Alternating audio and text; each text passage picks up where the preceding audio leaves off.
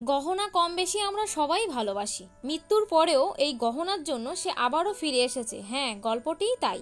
আজকে যে গল্পটি বলতে চলেছি সেটি রবীন্দ্রনাথ ঠাকুরের ছোট গল্প মণিহারা।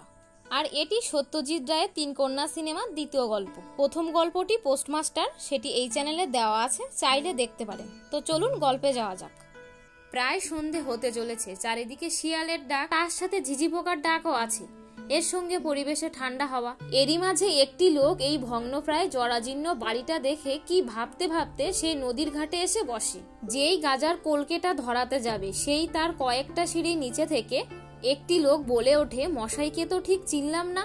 সে কিছুটা অবাক হয়ে যায়, কারণ সে এতক্ষণ এখানে বসেছিল, কই কাউকে তো দেখলো না। যাই হোক, সে এটা নিয়ে অত কিছু না ভেবে চাদর মুড়িয়ে দেওয়া সেই আগন্তুককে বলে, সম্প্রতি আসা হয়েছে বুঝি? লোকটি মৃদুস্বরে বলে, তা বটে। ইনি বলেন, তার নাম গোবিন্দলাল চক্রবর্তী। এই গ্রামে সে শিক্ষকতা করেন, আজ 20 বছর এখানে আছে। গোবিন্দ বলেন, সন্ধেবেলায় এই সাহা বাড়ির ঘাটে আসার সাধ্য? লোকটি বলে, নিষেধ নাকি? গোবিন্দ বলে, না না, তা ঠিক নয়।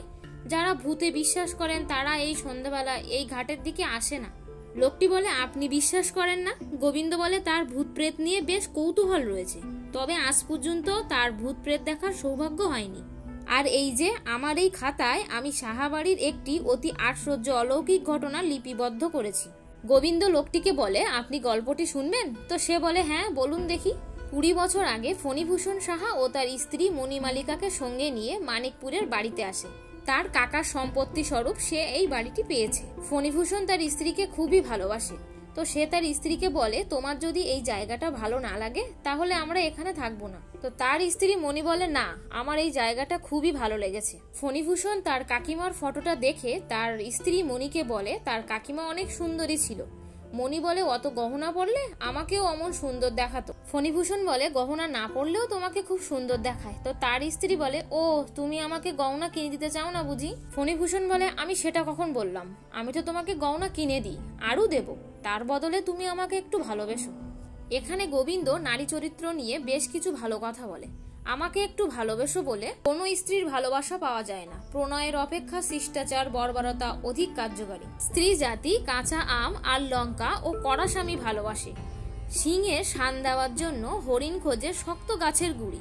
কলা গাছে সে শিং ঘষে আর সে সুখ পায় না। একদিন দুপুরবেলা মণির এক দুঃসম্পর্কের ভাই আসে, তো তার নাম মধুসূদন। মধুসূদনকে দেখে মণি একটু ভয় পেয়ে গেছে, তাকে যেন দেখে সে খুশি হয়নি। সে মণিকে বলে যে তোমার স্বামীর সঙ্গে একটু কথা বলে তার অফিসে তার জন্য একটা কাজ দিতে। মণি বলে, আমি তোমাকে কোনো সাহায্য করতে পারবো না, তুমি এখান থেকে চলে যাও। তো মধুসূদন এটা শুনে বলে, যদি কোনোদিন আমার তোমার দরকার পড়ে তাহলে আমাকে বলো। মণি বলে, তোমার দরকার হয়তো আমার আর হবে না। তো মধুসূদন বলে, আচ্ছা চলি তাহলে। একদিন ফণীভূষণ অফিস থেকে বাড়ি এসে দেখে মণি গা ভর্তি গয়না দিয়ে সেজেছে। তো তাকে রীতিমতো ভালোই লাগছে সেটা বলে। তো মণি বলে, কেমন ঘষা দিয়েছি দেখেছো?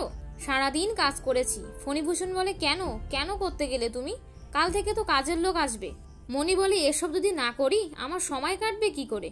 ফণীভূষণ বলে, তাহলে চলো আমরা কলকাতা চলে যাব। সে যেন একটু ভয় পেয়ে বলে যে না, কলকাতায় সে যাবে না। তার কারণ হলো তাদের 10 বছরের বিবাহিত জীবন, এখনো কোনো বাচ্চা কাচ্চা হয়নি। এই কারণে মণিকে নাকি অনেকে অনেক কিছু বলে, অনেক কথা শোনায়। তো মণি তার স্বামীকে বলে, তোমার মনে হয় না আমি অলক্ষী?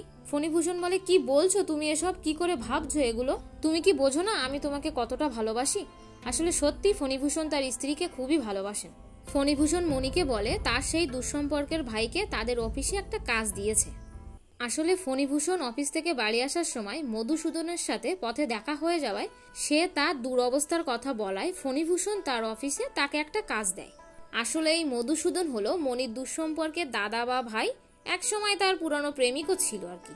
আর এই কারণেই মণি তাকে এড়াতে চায়।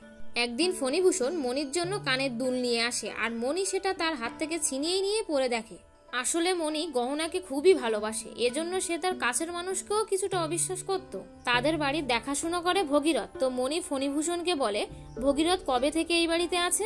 তো ফণীভূষণ বলে, তার জন্মের আগে থেকে। ফণীভূষণ বলে, কেন বলো তো? মণি বলে, আজকে যখন আমি গয়নার বাক্স খুলে দেখছিলাম তখন সে ঘরে ঢুকে কেমন ভাবে দেখছিল। এ কথা শুনে ফণীভূষণ বলে, তুমি আমাকে সন্দেহ করো কিন্তু ওকে করো না। আচ্ছা, তুমি যে এত গয়না নিয়ে ঘাটাঘাটি করছো, তো তোমাকে তো লোক পাগল বলবে। তো মণি বলে, পাগল বলার আর আছে কে? ফণীভূষণ বলে, তুমি তো রানী, তো তো সে বলে কি রানী? ফণিভূষণ বলে পাট রানী। এর মধ্যে একটা ঘটনা ঘটে, ফণিভূষণের গোডাউনে আগুন লেগে যায়। তো এর ফলে তার ব্যবসার অনেক লস হয়ে যায়, তাকে অনেক টাকা ক্ষতিপূরণ দিতে হবে। আর এখন এতগুলো টাকা সে কোথায় পাবে, এটা নিয়ে সে অনেক চিন্তায় পড়ে যায়। আর মণি ফণিভূষণের মন পরীক্ষা করার জন্য বলে, আমার গহনাগুলো নিলে হয় না? তার কথা শুনে প্রথমত ফণিভূষণ একটু অবাক হলেও একটু খুশিও হয়। আর মণি কিছুটা রাগ করে সেই তার গহনাগুলো সরিয়ে ফেলে। তার এই রাগান্বিত অবস্থা দেখে ফণিভূষণ বলে, তোমার গহনা আমি চাইবো এটা তুমি ভাবলে কি করে? মণি বলে, তুমি চাইতে আর সেটাই তুমি ভাবছিলে। তো সে বলে, আমাকে কলকাতা যেতে হবে টাকা আনতে, কিন্তু তোমাকে এখানে রেখে একা যাবো কি করে সেটাই আমি ভাবছিলাম। তো মণি বলে, তুমি যাও, আমি থাকতে পারবো, আর ভগীরথ তো আছে, আমার কোনো অসুবিধা হবে না, তুমি যাও। আসলে মণির তার স্বামীর থেকে তার গহনার প্রতি বেশি মোহ ছিল। পরে মণি ভাবে যে তার স্বামী যদি টাকা না পায় তাহলে তো তার গহনাগুলোই নিয়ে নেবে। তো তাই সে ঠিক করে তার বাপের বাড়ি চলে যাবে। আর তাই সে মধুসূদনকে ডেকেছে যাতে সে তাকে তার বাপের বাড়ি একটু পৌঁছে দেয়। মধুসূদন প্রথমে একটু আমতা করে, কিন্তু মণি তার ব্যাপারটা খুলে বলার পরে যখন তার গহনার বাক্সটা দেখায় তখন সে আর দেরি না করে বলে যে হ্যাঁ সে যাবে। তো রীতিমতো মধুসূদন মণিকে নিতে আসে। তো সে মণিকে বলে, তোমার স্বামীকে ছেড়ে তুমি যাচ্ছ, তা তোমার অনুশোচনা হচ্ছে না? তো মণি বলে, হ্যাঁ হবে, আমি তো তোমার সঙ্গে চলে যাচ্ছি। উনি বলেছিলেন টাকার ব্যবস্থা হলে আমার জন্য একটা গহনা আনবেন, ওটা আর আমার এখন নেওয়া হলো না। মণি তৈরি হয়ে যায় যাওয়ার জন্য। মধুসূদন বারবার বলে, তোমার গহনার বাক্স নেবে না? মণি তখন তার গায়ে চাদর সরিয়ে দেখায় সে তার সব গহনা তার গায়ে পরে নিয়েছে। মণির গা ভর্তি গয়না দেখে মধুসূদনের তো চোখ বড় বড় হয়ে যায়। মণি বলে, আমার প্রাণ থাকতে কেউ আমার থেকে এই গহনা নিতে পারবে না, নিতে হলে আমাকে মেরে এই গহনা তাকে নিতে হবে। মণির ধারণা বাক্সে গহনা নিলে যে কেউ নিয়ে নিতে পারে, এমনকি তার পুরনো প্রেমিক মধুসূদনকেও সে বিশ্বাস করে না, কারণ সে হয়তো জানে সে কেমন ছিল, আর এসবের জন্যই সে সব গহনা তার গায়ে পরে নিয়েছে।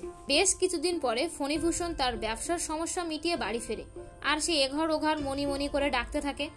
চারিদিকে খোঁজার পরেও মণিকে না পেয়ে তাদের বাড়ির কাজের লোক ভগীরথের কাছে শুনলে সেও ঠিকঠাক উত্তর দিতে পারে না। সত্যি তো সে ঠিক করে কিছুই জানে না, তো সে কি বা বলবে।